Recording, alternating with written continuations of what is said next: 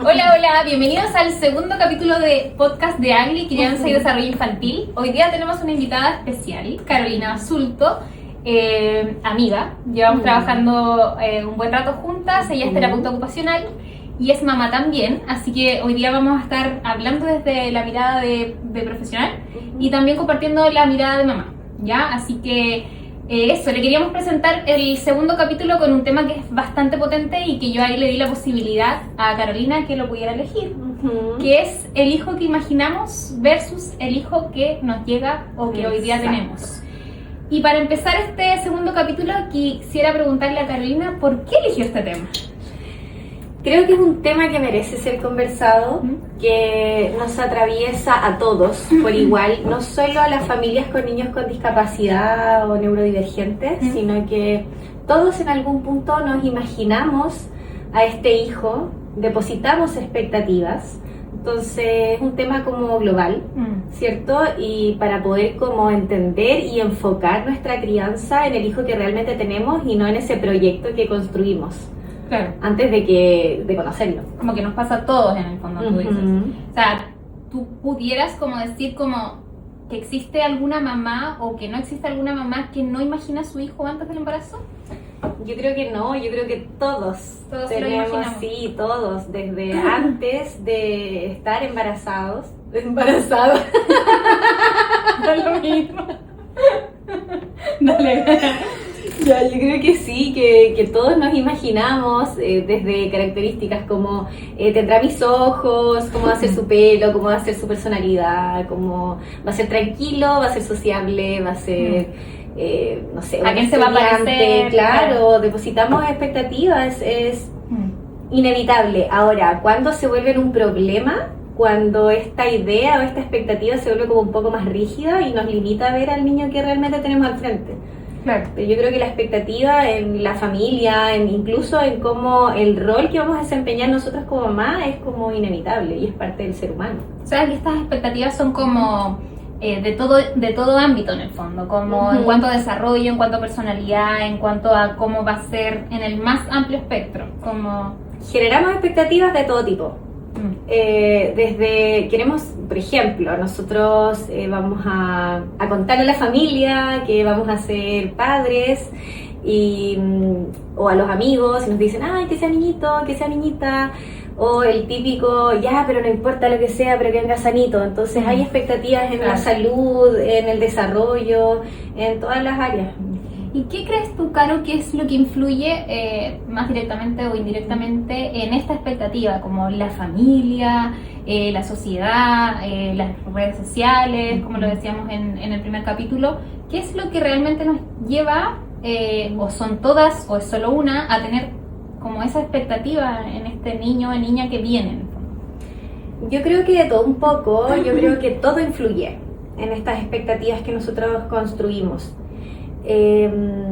La historia de nuestra propia vida, nuestra familia, nuestra forma en que nos criaron, lo que tú comentabas en tu primer capítulo, la exposición a las redes sociales donde nos muestran una maternidad muy idealizada, niños que pareciera ser que se desarrollan todos de igual forma. Con el mismo ritmo. Sí, el mismo ritmo claramente.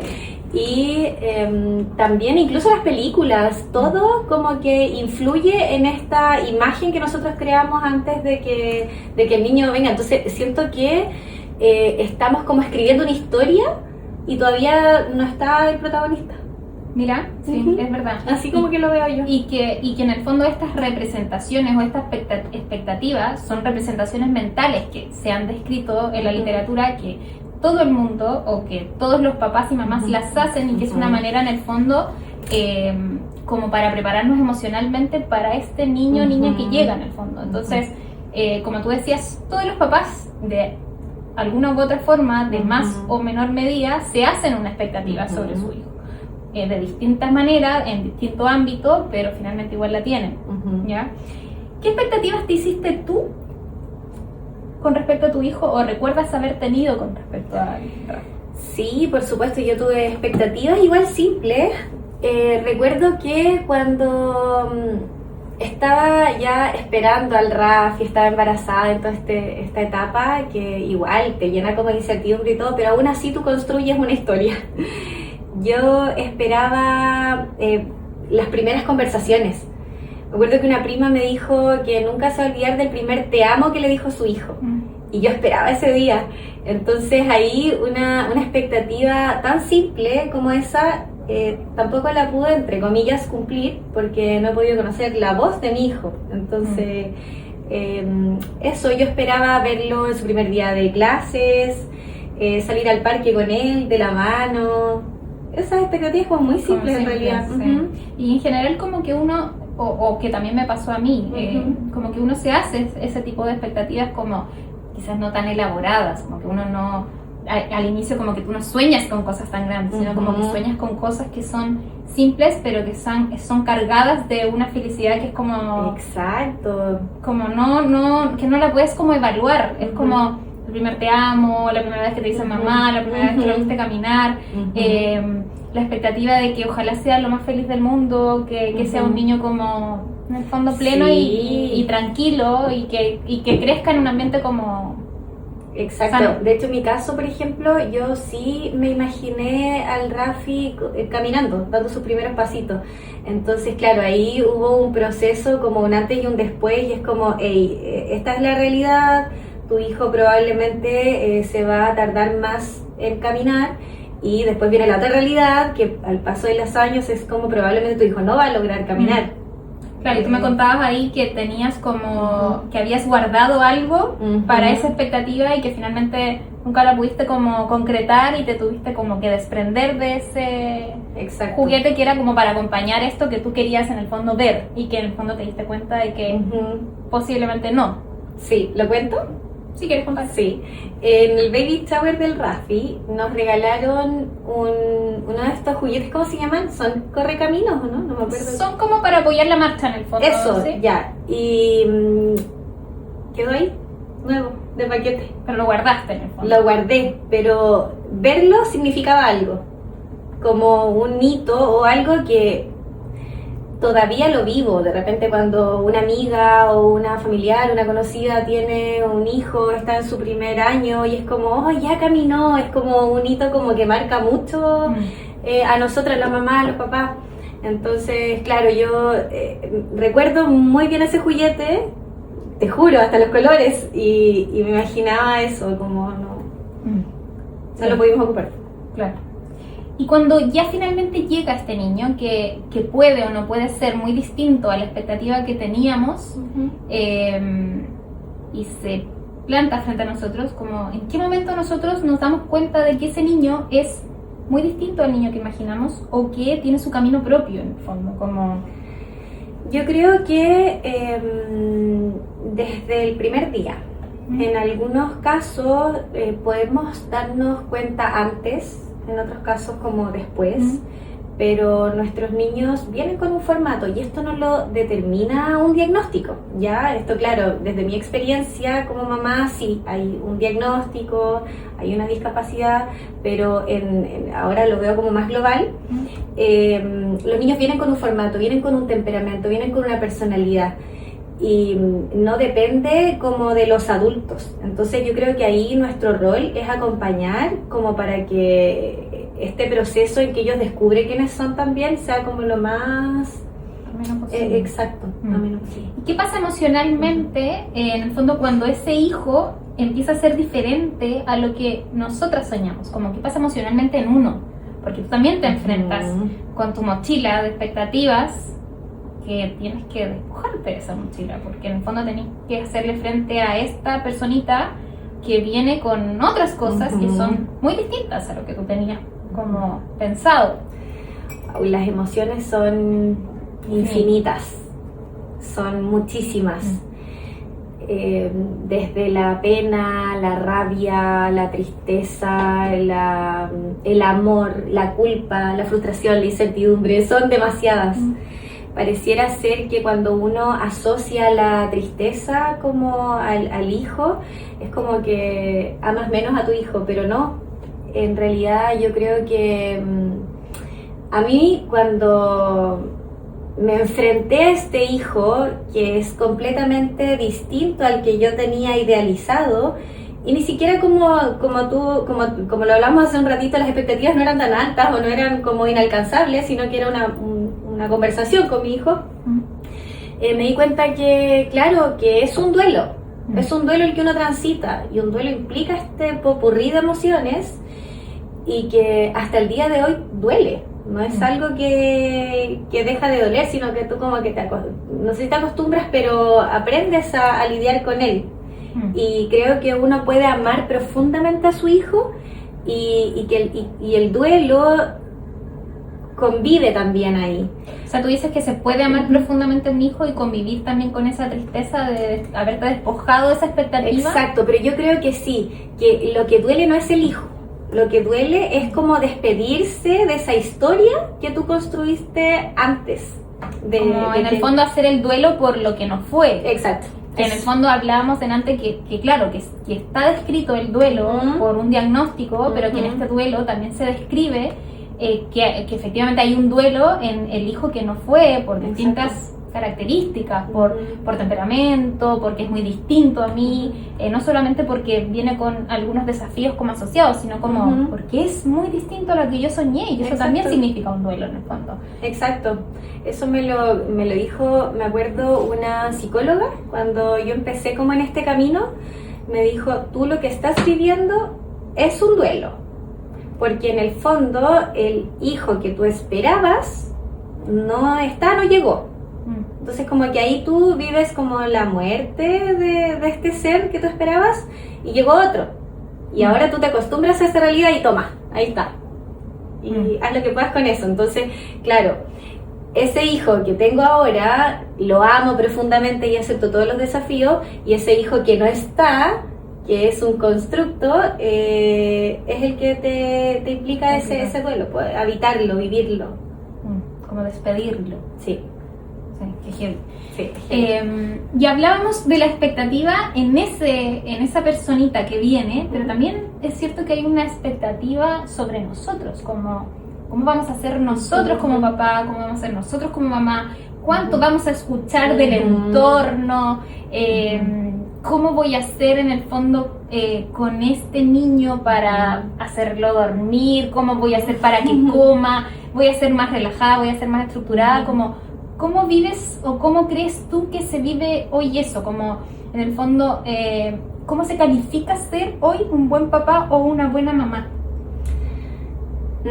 Yo creo que hoy no se trata de ser una mamá perfecta, se trata de ser una madre o un padre presentes, que estén disponibles, que sean capaces de adaptarse a las necesidades de su hijo, de pedir ayuda cuando no sepan algo, de reconocer y de tratar como de ver a su hijo como lo que es, y dejar completamente de lado esas expectativas que tú tenías.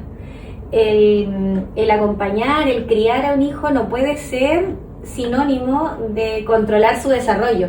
Claro. Como esto que hablábamos también, que en el fondo es que cumpla, como esta presión de que cumpla este hito del desarrollo, que sea más sociable, que logre esto, que logre el otro, es como que se vuelve muy una presión constante, y en el fondo se olvidan un poco de disfrutar el crecimiento y el desarrollo de sus hijos. Claro, entonces como que la clave, dices tú, que es como acompañar y estar como en recepción, en estado de recepción de cómo guiarlo, de cómo en el fondo encauzar un poco. Exacto, escucharlos, estar presentes, presencia.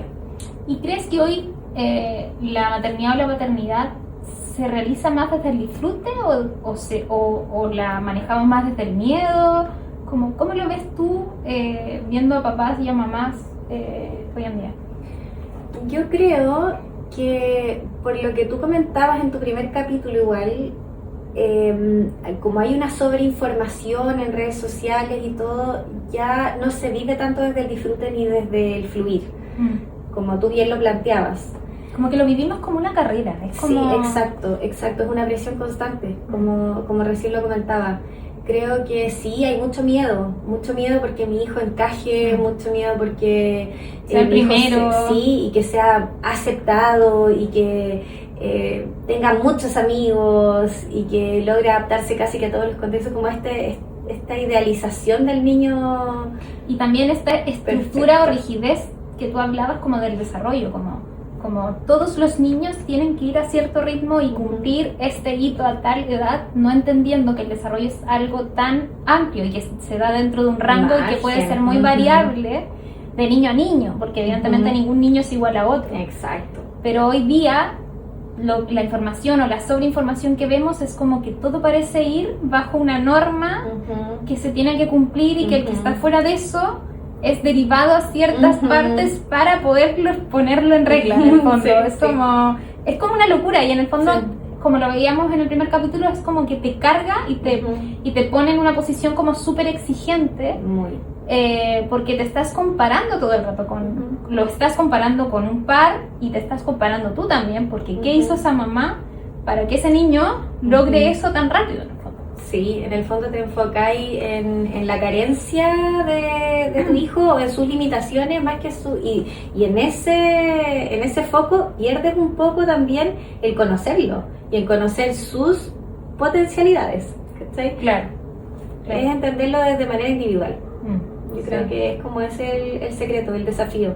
Claro, como sacarlo en el fondo de la comparación y verlo a él como desde lo que tiene, ¿no? Desde lo que le falta en el fondo. Exacto. Y ahora desde nuestra mirada como terapeutas, ¿qué dirías tú que son, entre comillas, los errores que ves en las familias como más regularmente en los papás? O las preocupaciones o errores que tú percibes en las entrevistas o cuando vienen a sesión. No me gusta mucho hablar de errores porque siento que cada familia hace lo que puede con las herramientas que tiene. Sin embargo, veo patrones. Veo muchos patrones, veo a madres y padres excesivamente preocupados como porque su hijo encaje, porque como en esta constante búsqueda de que cumpla este hito en este periodo. Y eso obviamente se vuelve sí, y también genera un poco de ansiedad en el entorno. Y lógico que eso los niños también lo perciben, lo ven. Y ahí se han olvidado un poco y se desprenden un poco de este disfrutar a su hijo, con sus características. Entonces ese es el patrón que he visto, como padres muy muy preocupados de que se cumpla esto, como que el desarrollo tiene que ser así y así. ¿Por qué él no lo hace si sus otros compañeros lo hacen así? ¿Por qué no agarra el lápiz de esta forma? Y no entender que también, claro, está bien preocuparse, pero también acompañarlo, escucharlo y bajar un poquito la guardia en ese sentido. Claro, pero ahí vemos en el fondo lo que hablábamos antes, que es como estar criando desde el miedo, desde lo que te exige la sociedad, porque también es cierto que esa preocupación o ese patrón que tú dices que se ve en ese papá, probablemente, y existe una alta posibilidad que sea algo comunicado desde otro contexto también. Exacto. Que el colegio le pidió que ese niño tenía que hacer tal cosa porque los 20 y tantos del curso también lo hacen. Entonces ese papá que finalmente llega acá a la consulta te está pidiendo algo que en el fondo el contexto donde está su hijo le pide. Sí, muchas veces me pasa eso. El objetivo viene como desde la inquietud o desde él. En adolescentes me pasa mucho. Que lo que pasa es que necesito que por favor trabajen el área social. Necesito que sociabilice más. Pero para el adolescente eso realmente es importante o él es una persona que disfruta más su soledad, entendiendo que ser sociable va inherente en el ser humano y todo, pero exigirle que tenga 15 amigos, que vaya a fiestas, si en realidad no les no tiene sentido. Yo creo que ahí va nuevamente lo que hemos visto todo el rato, que es conocer al hijo que tenemos, conocerlo. Claro, sí. ¿Y cómo acompañamos en el fondo el desarrollo de ese hijo sin transformar en el fondo la cotidianidad o la vida en una constante estimulación o en un constante como objetivo terapéutico, como...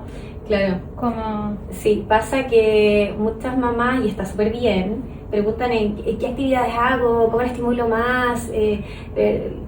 Yo creo que acá es importante que nosotros sepamos que de qué manera los podemos acompañar es presencia, es vincularse, es jugar, es compartir espacios de risas, también tener espacios de aburrimiento, porque de esa forma podemos como estimular más la creatividad también en los niños. Es súper bueno aburrirse. Y creo que convertirse en un terapeuta 24/7, el niño no lo necesita, sí. ¿No? Aparte que terminarías, pero... Sí, es horrible. Con un burnout, más o menos. Y que yo creo que es súper, en el fondo, positivo en un equilibrio, que también te debe haber pasado a ti como profesional en el fondo y en tu contexto con un niño como el Rafa en casa, que quizás tú querías tratar de estimularlo todo el tiempo para que lograra ciertas cosas dentro de esa expectativa también. Pero cómo encontrar ese equilibrio entre, en el fondo, soltar, pero también hacer respuesta a lo que él necesita, en el fondo, el equilibrio entre estimular y un poco fluir, como hablábamos en el primer capítulo. Sí, todo el rato. Lo que pasa es que estimular tampoco debe ser como sinónimo de exigir, ¿cachai? Yo creo que es nuevamente una palabra que yo he utilizado mucho, pero porque siento que es lo que me identifica también como mamá y como profesional, que es el acompañar en presencia, ¿cachai?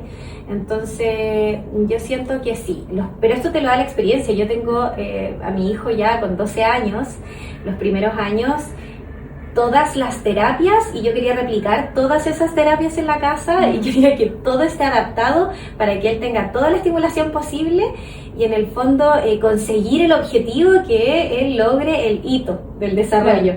Entonces él terminaba extremadamente agotado y yo también.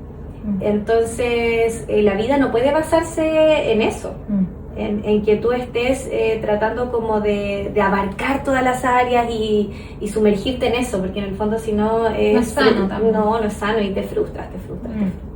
Claro, como encontrar ese equilibrio en el fondo, en respetar el tiempo y en el fondo el desarrollo de este niño, pero también es cierto que hay veces que sí necesitamos como observar y ver que en el fondo hay cierta área o cierto desafío en este niño que necesitamos abordar de cierta manera, como porque lo comparamos con otro, porque vimos que el hijo de mi amiga logró cierto y yo espero 1, 2 meses, 3 meses y mi hijo no logra ese objetivo.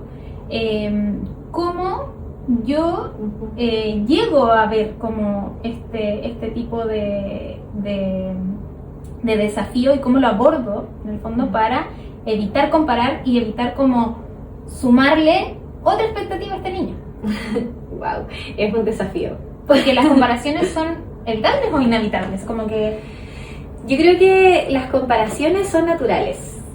Son espontáneas, como que aparecen. El tema es que no nos quedemos ahí, como que no nos posicionemos desde la comparación. Porque pasa lo que conversábamos hace un rato atrás, que es en el fondo enfocarse en lo que mi hijo no puede hacer, y lo que este hijo sí puede hacer, el hijo de mi amiga o el hijo del vecino. Entonces ahí, eso que conversábamos igual, cambiar la pregunta. ¿Por qué mi hijo no puede hacer esto que él sí lo hace? Sino que mi hijo, ¿qué es lo que necesita para que pueda hacer esto otro? Enfocarse, cambiar el porque también hay un daño ahí, ¿no? Como de, mira, tú no logras esto, lo vamos a trabajar, pero tú como niño que está trabajando eso también te das cuenta que el otro lo hace. Y hay un daño para ti, como hay un daño para uno como papá o como mamá en esa comparación que se hace permanentemente.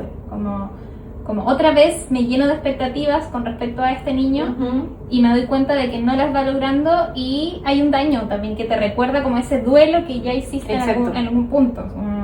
Entonces, ¿cómo podemos dejar de mirar en el fondo al hijo del vecino, al hijo de la amiga, al par y mirar a este niño que tenemos enfrente? Como... Yo creo que lo que ya hemos dicho, que es no enfocarse en lo que no puede hacer o lo que le cuesta más o en el déficit, sino que con presencia conocerlo y acá de verdad despojarse, pero en serio, de la expectativa que nosotros tenemos, porque en el fondo el hijo es así, es mi hijo real, entonces la que se tiene que adaptar, y ahí es donde también cuando conversábamos de qué es ser un buen papá o mamá, es esta capacidad de adaptarse a mi hijo. De hecho, si yo tengo 3 hijos, mis 3 hijos van a ser distintos y probablemente uno va a ser más hábil en algunas cosas y va a tener más desafíos en otros y así. Entonces va a ser, claro, ahí puede ser inevitable la comparación porque es natural, pero no instaurarse desde ahí, sino que respetar como la individualidad de cada uno. Claro. Tú en específico tuviste que agarrar esa expectativa y despojarte de esa expectativa, como agarrar a este niño y decir, ok, Rafa puede hacer esto, como esto es lo que tiene Rafa, como cuando tú te enfrentaste a eso y te dieron el diagnóstico de tu hijo, como me imagino que fue muy potente, como ¿qué le dirías a esa Carolina que hoy día se enfrenta a ese momento? Como wow. Le diría a la Carolina que llore todo lo que tenga que llorar, que un diagnóstico no define a tu hijo para nada, que el tiempo te va a demostrar que hay pequeñas cositas que te van a dar unas alegrías inmensas, y que ten paciencia, porque de verdad que cada logro y cada pequeño logro es el que te va a convertir como en una mujer como más plena, al ver la sonrisa, al verlo crecer, y eso. ¿Qué aprendiste tú del Rafa que quizás jamás hubieras aprendido de otra forma? Yo creo que lo que aprendí es que nuevamente las etiquetas son etiquetas, que cada niño es distinto, que por ejemplo me pasa también en la consulta, y eso me lo enseñó el Rafa, me lo enseñó mi maternidad, más que mi profesión, que cada niño en su individualidad tiene demasiado potencial en alguna u otra área, y que el vínculo, el respeto por su propio como desarrollo, su propia forma de ver el mundo, es lo que lo hace ser único, especial, y que desde esa forma podemos lograr como grandes cosas. Yo creo que el Rafa me enseñó a ser muy paciente y ver la discapacidad con otros ojos, vivirla. ¿Qué te gustaría que aprendiera en el fondo la sociedad de familias que viven en un contexto como el tuyo, como con un niño con un diagnóstico?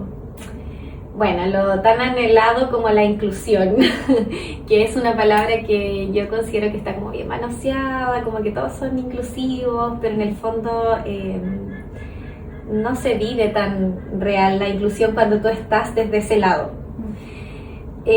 Lo que me gustaría es como que la sociedad pueda como no ver la discapacidad o no ver el diagnóstico, sino que ver al niño, y que detrás de ese niño también hay una familia. Y eso, por ejemplo, algo tan simple, si voy a la plaza con el Rafa, ven a la silla de ruedas del Rafa, no ven al niño. ¿Te das cuenta? Entonces, cuando hablamos de un mundo inclusivo es cuando realmente dejen de ver a la silla y vean al niño. ¿Y qué cosas te gustaría dejar de escuchar? Pobrecito. Diosito te lo envió por algo. Mira, o por ejemplo, si yo estuviera de verdad en tu posición no podría.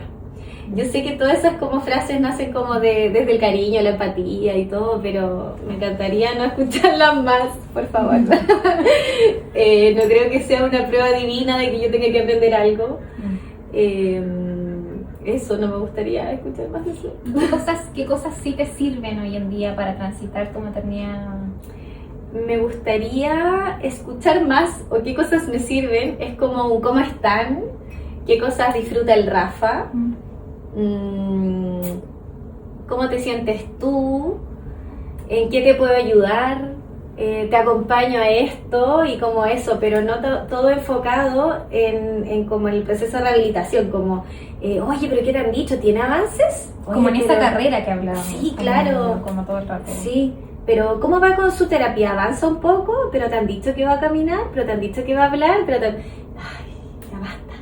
Claro, porque es algo que en el fondo tú no es que quizás anulaste de lleno, pero que soltaste en el fondo. Exacto. Y que tú transitas desde la fluidez y como desde el acompañarlo más que el perseguirlo vigorosamente para que lo logre. Exacto. Alto tema. Sí. Alto tema nos mandamos hoy día. ¡Ay, gracias! Sí. Bueno, para ir cerrando un poco, porque igual ya llevamos conversando harto rato, sí. Queríamos dejar como conclusión de este capítulo, en el fondo para que también haya una discusión en casa sobre este potente tema, y es como, ¿qué expectativas también tenían ustedes como oyentes de este podcast? Eso lo que cortamos y pegamos. Bueno, y voy a ir terminando un poco este capítulo, Carolina Basulto, que aprovecho de darte las gracias por estar aquí, por compartir tu historia. No, gracias, Nico. Y por plantear este tema tan potente, que yo creo que va a dar mucho que discutir en casa, y que para que esa discusión sea mucho más rica, poder dejar ciertas como preguntas a quienes nos escuchan, y es como, ¿qué expectativas tenían ustedes con respecto a sus hijos que tuvieron que dejarlas y soltarlas cuando se vieron enfrentados a este niño o niña que llegó y en el fondo que era muy distinto, o quizás tuvieron la suerte de que en el fondo cumplieron por ahí alguna expectativa? Difícil, porque uno siempre va más. Sí, uno siempre pide un poquito más, pero mira, puede haber alguna con suerte. Sí. Nadie sabe. Déjalo acá. Déjalo aquí en comentarios. Sí. ¿Qué fue lo más difícil de soltar también? ¿Cómo fue ese duelo de enfrentarte a un niño o una niña que no cumplía en el fondo esa expectativa? ¿Y cómo en el fondo se transitó esa maternidad? ¿Y qué fue lo más difícil? ¿Y qué aprendimos también nosotros gracias a eso? Porque sin lugar a duda, nosotros también vamos aprendiendo y vamos cambiando en la medida en que vamos soltando ciertas, y que seguramente te pasó a ti también, en el momento en que te despojaste de esta expectativa y que aceptaste en el fondo, ya sea las habilidades que tenía Rafa como los desafíos, el poder, ¿cierto?, modificar y aprender y también desaprender ciertas cosas para enfrentarte a este niño con lo que tenía y con lo que en el fondo tú podías sacar de él. Exacto. Que fue en el fondo el momento como más crucial ahí de poder decir como, ok. Él no vino a cumplir mis expectativas. Por eso el tema, cuando tú me invitaste, yo dije, hoy quiero hablar de esto, porque en realidad él no vino a cumplir mis expectativas, él no es un proyecto de vida, él es mi hijo, al cual amo profundamente, respeto sus procesos, aún duele, porque, o sea, y lo digo sin culpa. Aunque igual la culpa siempre está, porque eso lo cargamos, sí, parece que viene, pero ahí la letra chica. Y eso en realidad, que él no viene a cumplir mis expectativas. Y que yo creo que también quizás ningún niño viene a cumplirlas. No. Es como que nos vienen a mostrar en el fondo la forma de acompañarlos en el desarrollo de lo que tú decías, como de que ellos se descubran y que en el fondo de que en el camino sean ojalá escuchados, acompañañados, guiados y no a cumplir ciertos sueños que nosotros les imponemos. Exacto. ¿No? Es como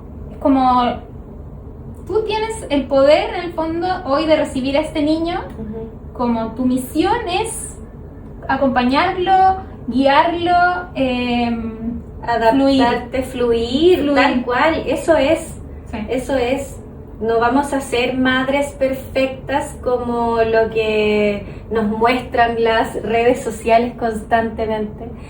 No vamos a tener hijos perfectos. como también lo muestran las redes. Y ojo con eso, con la sobreinformación, porque en el fondo nos frustra. Y la idea no es criar con miedo, no es criar como siempre como con una alerta. No, la idea no es convertirnos en madres o padres evaluadores de nuestros hijos, sino que acompañarlos. Y también en eso quizás es importante de mencionar como si no cumples o si no cumple nuestra expectativa ese niño, ¿significa que yo fallé como mamá o como papá? Por supuesto que no, pero hoy en día las redes sociales te hacen sentir que sí, o sea que o que te faltó ponerlo de guata al piso, o que te faltó llevarlo a un taller de habilidades sociales, o que te faltó algo, pero siempre te faltó algo. Entonces, claro, lo que tú dices es como súper valioso, porque en el fondo es como bajémosle un poco al ruido externo. Y lo que mencionabas tú delante, como esa intuición de mamá de ponerle oreja a lo que realmente es importante y urgente, y con lo otro simplemente acompañarlo. No, consultar cuando algo nos hace ruido no es buscar un problema, muchas veces es buscar una orientación, y eso también es parte de, yo creo que acompañarlos de manera respetuosa. Gracias, Caro. Gracias a ti, Nico.